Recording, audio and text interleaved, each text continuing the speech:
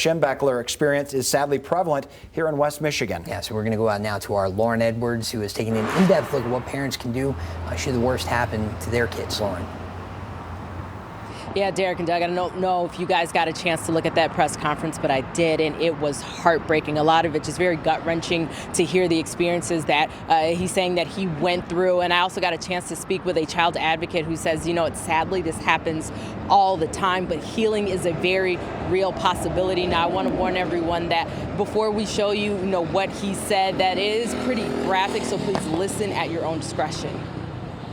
I'm coming forward for my own healing and to help prevent people and institutions from exploiting the trust, power, and authority given to them. Matt Schembechler, son of legendary University of Michigan football coach Bo Schembechler, speaking candidly Thursday about the alleged abuse he suffered as a child by a doctor on his father's staff. As a 10-year-old kid, I didn't really know what to expect. But what Dr. Anderson did made me uncomfortable. He fondled my genitals and conducted an invasive rectal exam with his finger. The experience was traumatizing, he says. We see every day that, first of all, children generally don't have the knowledge to make this up.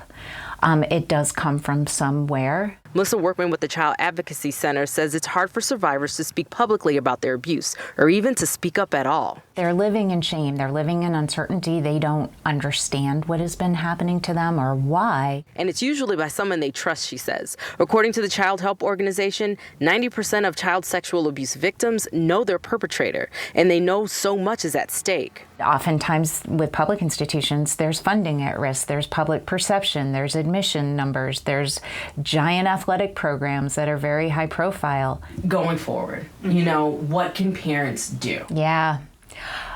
First of all, they have to talk to their kids. And make them feel comfortable to be open, which will build trust, she says. It's the best way to get to the truth and ultimately help them heal.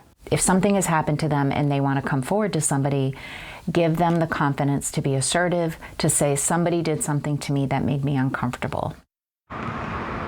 And Workman says it's so important to know that it's not just sports. This happens in other areas, settings, environments. So it's so important for us as adults to keep our eyes and ears open and to believe victims, especially child victims, when they have something to say. Now, if you are being abused or you know someone who is being abused and you want to report it, you could head to fox17online.com. We'll have all the information there to guide you. Reporting live here in Grand Rapids, Lauren Edwards, Fox 17 News. All right, Lauren, thank you for that. Meanwhile, always some great reminders for parents to look out for indicators of possible abuse.